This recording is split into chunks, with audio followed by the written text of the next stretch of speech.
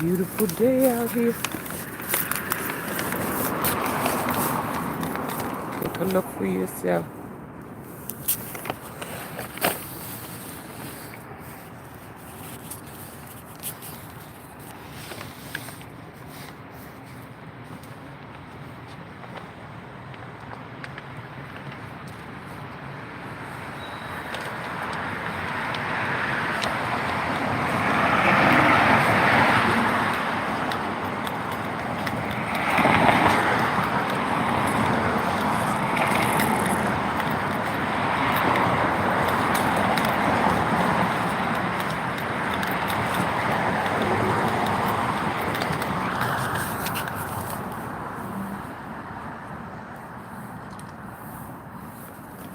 The battery on this thing is low, so it may not last very long.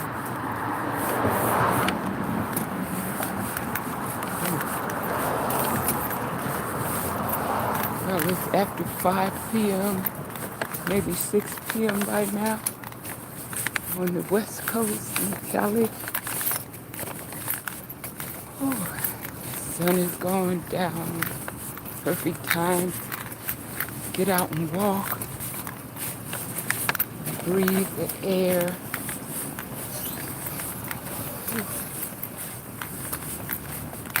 Well, where have I been and what have I been doing all these weeks that I didn't go live? Researching family history. That's work. And if you get down a rabbit hole, you get a few hot leads and tips.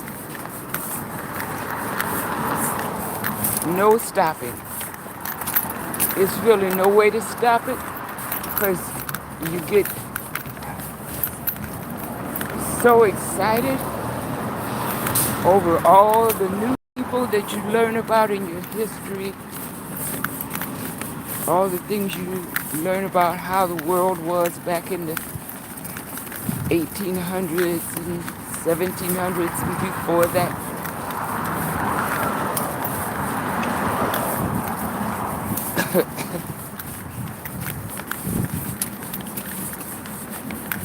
It's exciting, I tell you.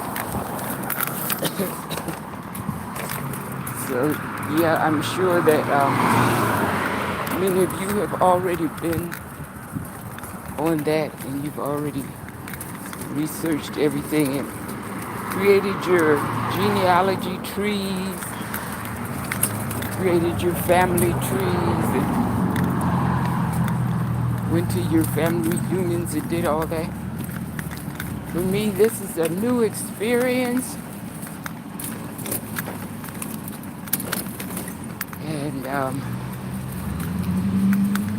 wow. Oh my goodness. It's actually traveling back in time for hundreds of years. And then coming back to your century, to your city and town.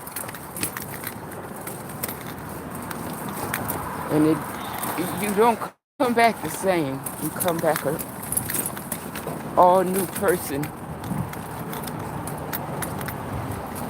As someone said, when you change the things you look at, the way you look at things changes. That's absolutely 100% on point. You look at different things that you've never seen before, never heard about before, never read about before.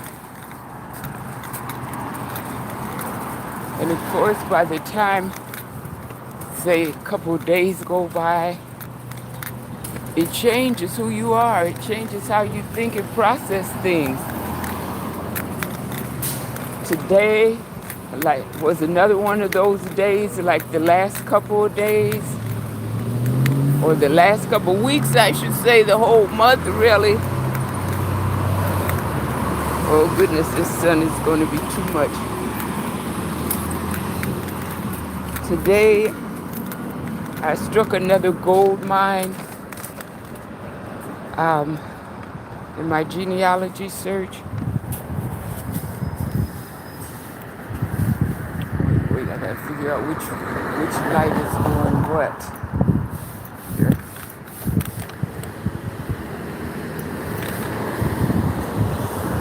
I struck another gold mine in my genealogy search. My sisters, my oldest sister's children, they're all adults now. They are related to one of the biggest tribes, one of the biggest Muscogee Creek tribes, the Harjos.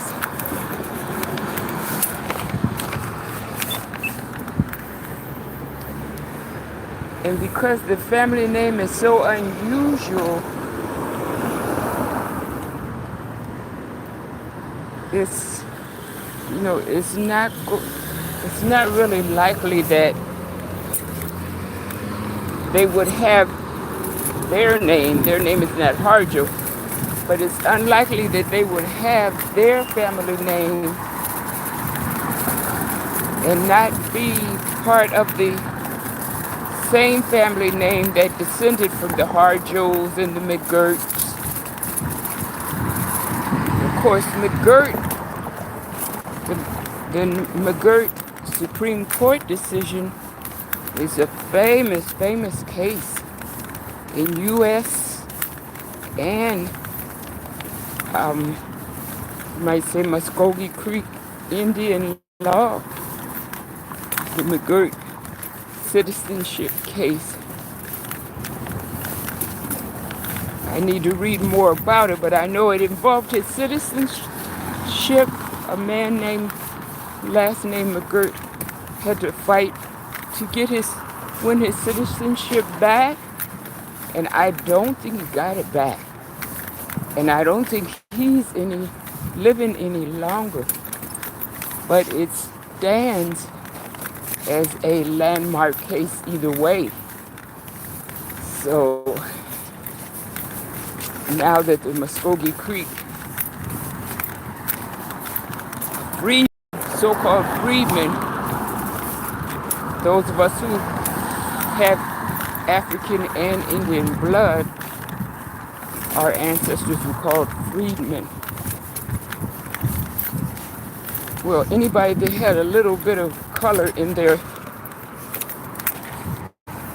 complexion was called freedmen. But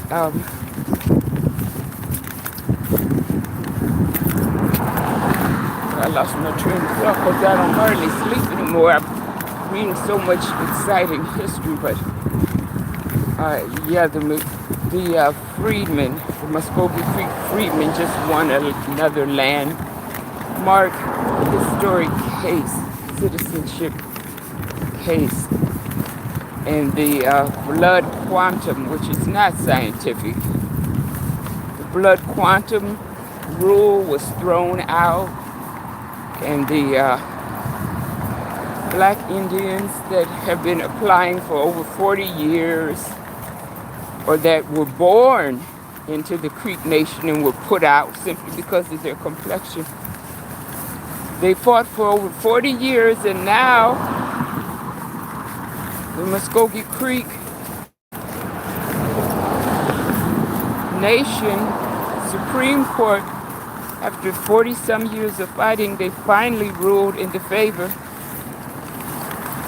of the freedmen and any other member of the Creek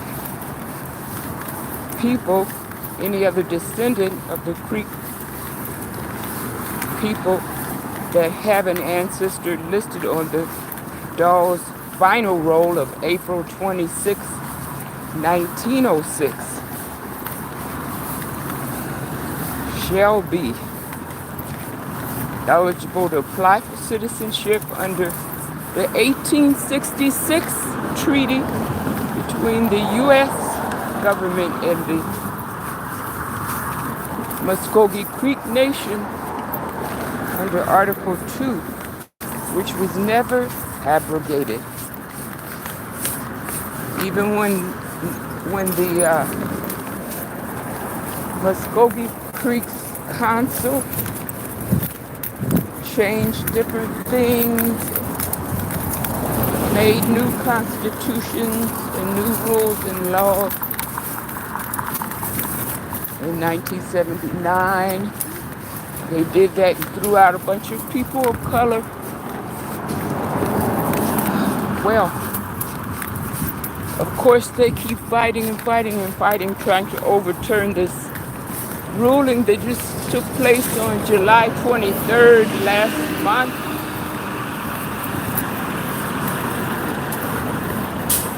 They won't stop spending millions until they find a way to ethnically cleanse the Creek Nation of people with people of color.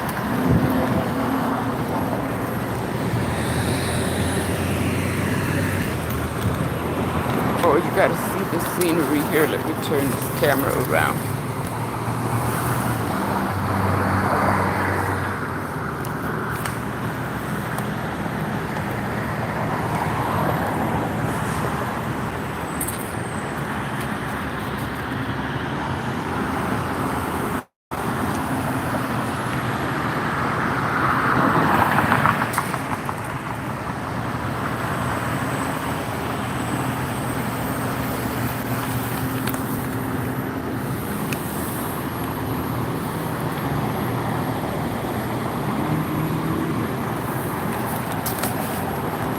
Hello again. I can't see you. If you could see me, hello, welcome in.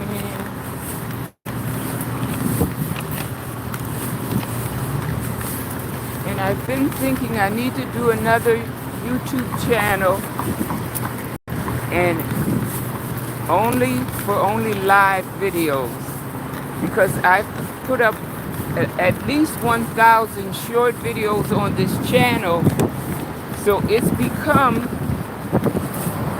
on its own, it's become a live channel. I mean a short video channel. Somebody lost their charger. Feel bad for them.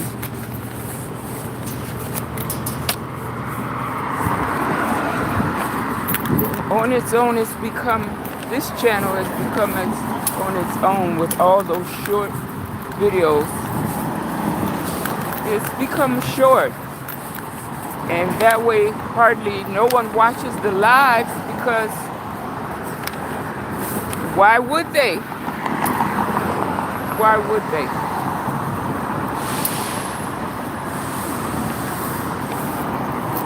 Try to give the traffic the benefit of the doubt, even though in California the pedestrians have the right of way at all times.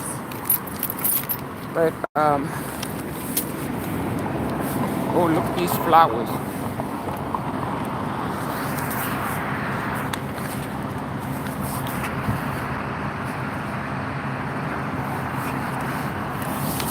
Did you drop that charger? I put it over on the seat. Did you drop your phone and charger? It's a white wire. I put it on the seat. Is that yours? Oh, okay. You're welcome. It looks like it's broken anyhow.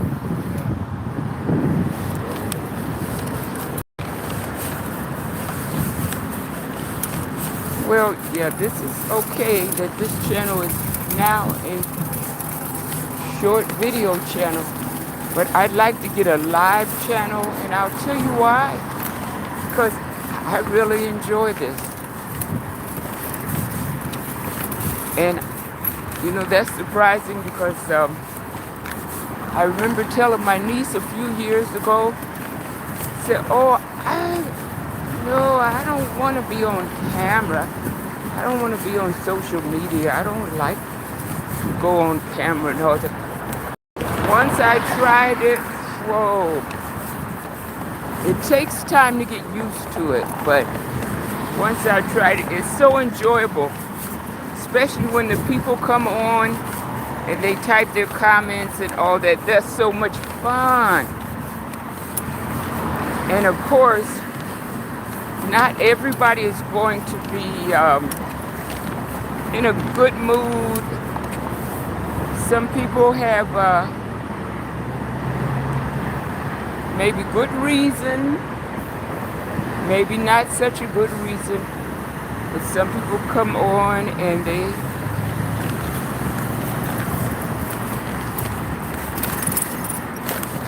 have like the old people used to say, they have a bone to pick or a bee in their bonnet. So yeah, but I don't know, you live in California, you get used to all kinds of people because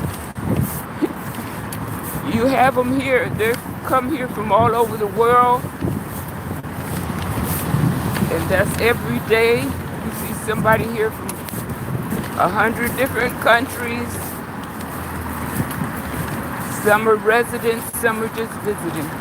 Oh, you gotta see this. I think they call it Bermuda grass.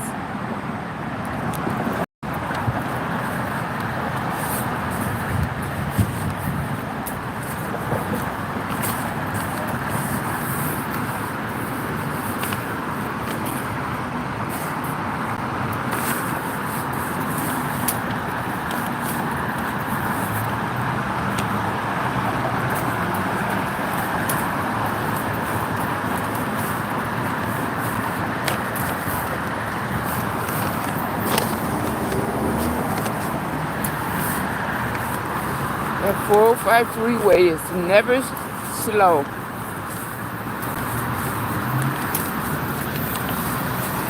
And on the weekends, Friday, oh my God. Oh my God, Friday. Oh my God, Friday afternoon.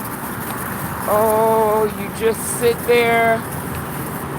Or if you move, you're moving 5 miles in 1 hour. If you're that lucky, you're driving really with your foot on the brake because you're not going anywhere. Oh my goodness. Honestly, you would think people would get enough and park their cars, especially once you don't have to drive to work, drive the freeways every day. You would think people would just say, "I'm done with it." But California is a different place. Love it or leave it. It's not easy to leave. Everything you see is different. You have so many different types of trees. I'll show you. There's trees right in this one block that you'll see all over the country. And then there's some that you can go to different parts of the country and you won't see them, but you can see them here in the West. Look.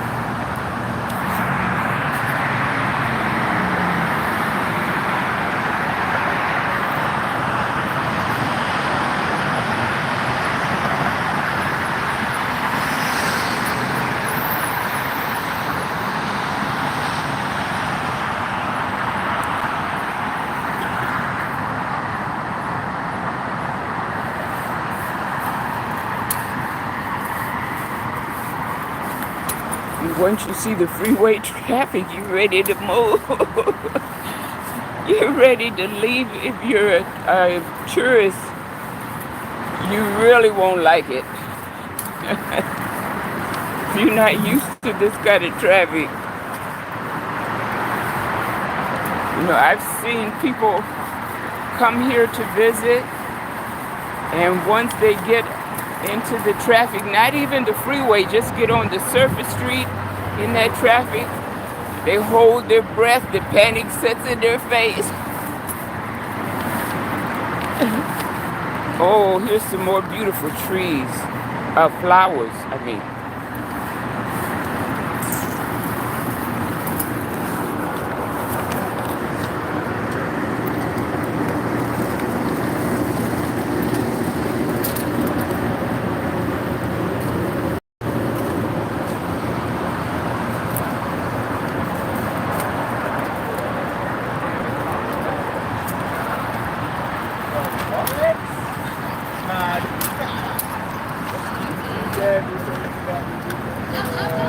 Are you doing your family research?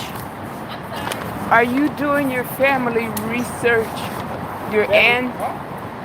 Are you doing your family Research? Oh no, we just on break from the job. No. The reason why I'm saying that is because so many of us don't know it, but we have ancestors in all these Native American tribes, and the African Indians in Oklahoma, Muscogee Creek, they just won this landmark decision. It says we have to be included. For sure. Hey, congratulations. No, you. I'm telling you because I know you have ancestors too, and you do. Yes, sir. And that means they owe you land and all kind of stuff. I appreciate you spreading the DAWES, DAWES, the DAWES rolls, the final DAWES rolls. If you can connect your birth and death certificates with an ancestor on there. Benefits right there. Oh, it is. I'm gonna check it out. I mean, for you and every generation that comes after you, if you can connect yourself to the generation on the road. Yeah, so it's important. don't leave it on the table. Oh no. Because our people out there in Oklahoma has been fighting 40 years or longer. Thank you so much. We appreciate it. No, I'm serious. Don't leave it on the table. You're talking about millions and billions when you look at your generations. Yes, sir. Don't let me down. Okay. All right. You promise? Of course I promise. Oh, I had to tease him because I had to tease him. I know they were trying to flirt and get in a few words on their lunch break, trying to flirt on their lunch break. They didn't want to hear nothing from Grandma Moses. But, people will go a whole lifetime. I know I did it. People go a whole lifetime with all these questions in their mind and wondering how could everything be so unfair, upside down? How could everything just go on business as usual when,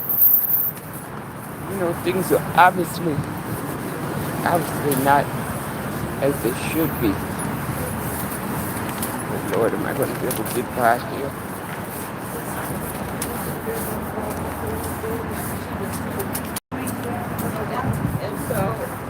So sorry, people. Thank you.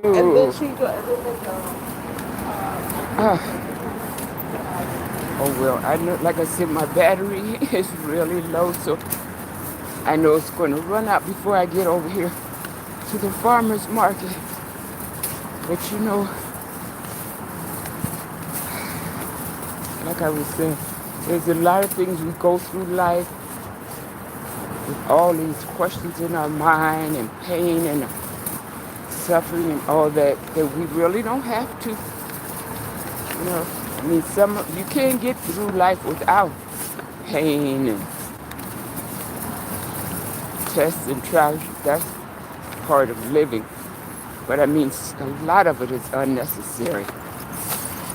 So much of it is unnecessary. We don't always have the time when we're in our careers, we don't always have the time or the finances to devote to maybe hiring a professional genealogist. We don't always have that luxury. But once we do get the time and the resources, that would be not only rewarding but healing.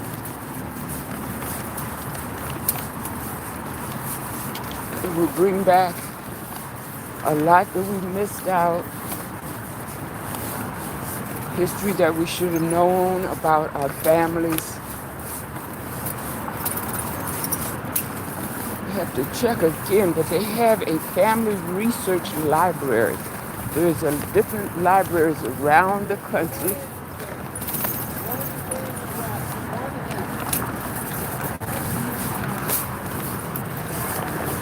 They have different family search. There's an online genealogy site called FamilySearch.org, and it's, for the most part, it's free. But they have information, old records that are only available in person at some of their family libraries. And I think there's one in Santa Monica. And I was doing this research last year, I think. When I learned about it, then I started doing something else. You know how life gets busy and you have to move on and do something else and move on and do the next thing and the next thing. Now I'm circling back to this part of the family research, the native tribes. So now I'm thinking not only the family search library, Santa Monica, or wherever it is, not only that one, but UCLA. I'm sure that Ralph Bunche library, I'm thinking it has some oldie and moldy documents I could maybe check out, because they're pretty well known for the African American history department.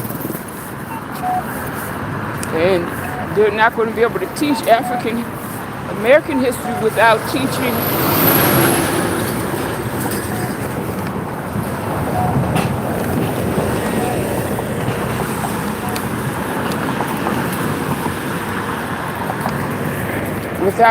about the African Indians. So, and of course USC.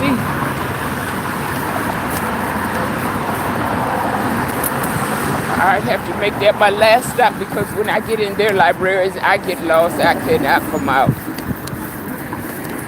Especially Doheny.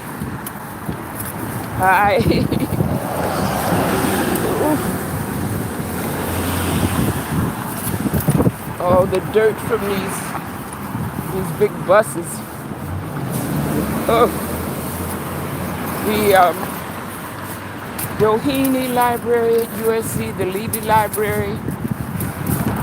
But Doheny, I like it because it has the old stacks.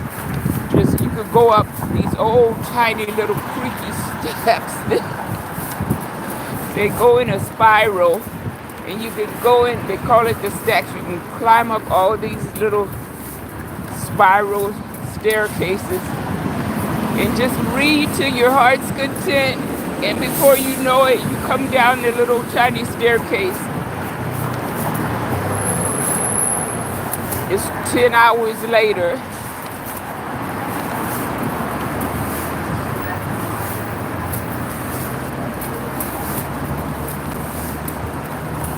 And that Levy Library, oh my goodness, I can't hardly imagine. I haven't been in it for a few years, but the last time I was in it, they had all kinds of public computers that you could search so many different databases. So before I have to jump off of this research on to something else, I want to get to those places I just named, the Family Search Library, Santa Monica, wherever it is, the closest one, and UCLA, USC. They may have something online that I could use.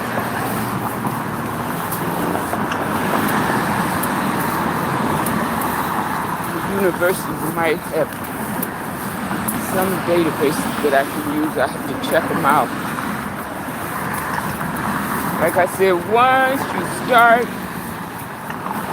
hitting pay dirt, once you find a couple ancestors or potential, a lot of it, you know, if you know your family history, you're going to know your family, the old ancestors, when you see it. But it's still good to just say, this looks like a good match, just in case, because what happened way back when, in the 1800s and 1700s, a lot of names were later changed so that if your ancestor had one name, say like before slavery, they had one name during slavery, they may have had a different name after slavery, the name might have been changed to that another name. So they may have had 3 or more different names, and they may appear on any number of rolls and records with different names. So you may feel like, okay, this is my great grandmother, this is how I knew her, this is the name that she used. And then you see that the spelling might change. The spelling might change. Maybe there's a consonant in there. When it's anglicized, it might have a certain consonant, a certain vowel. When it's an Indian name, it might not have those same consonants or those same vowels. You see, so it's so exciting to see the name that your relative to have. It's exciting to see that, but it could be maybe not great grandma, it could be her grandmother, you see. Or it could be someone that's not related to her, but someone that enslaved her. And a lot of times the name or family names of the enslavers were given to the people that were enslaved. And, of course, a lot of our ancestors enslaved people because, facts of life. They wanted to have more labor hands on their properties, working for them, making them wealthy. And so, in my family, he would have been my 3rd great grandfather. I mean, it hurts me to say this, because I love people so much. I don't care what color they are, whether they have no color at all. I just love people, but it hurts me to say that I think he was a 3rd great grandfather. He was an enslaver, and not only that, he was one of the top 3. He had more property and more people that he enslaved. So, it's a lot of things that once you're researching your history, you might have to step back for months or years and try to reconcile it. You won't stay the same, that's for sure. But like a friend told me, he said, oh, you can't blame yourself for that. That's not your fault. You weren't even born, and nobody Nobody can blame you for what an ancestor did 200-300 years ago. He came here from Scotland, and I'm not even going to say that he came here under his own free will by his own choice, because a lot of people were kicked out of Scotland and kicked out of Ireland, for religious persecution or some other reason, starvation or some other reason. They were kicked out. I made it to the farmer's market. Oh, with the help of YouTube Live, I made it to the farmer's market. With a little basket.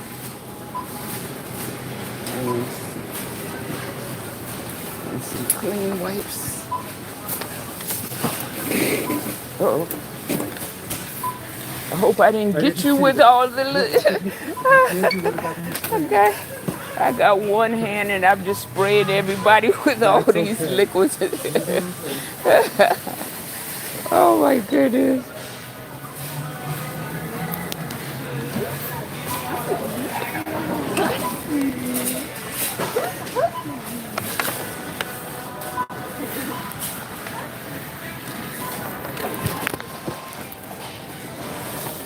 Oh, I gotta stop because of the music. Okay, bye-bye.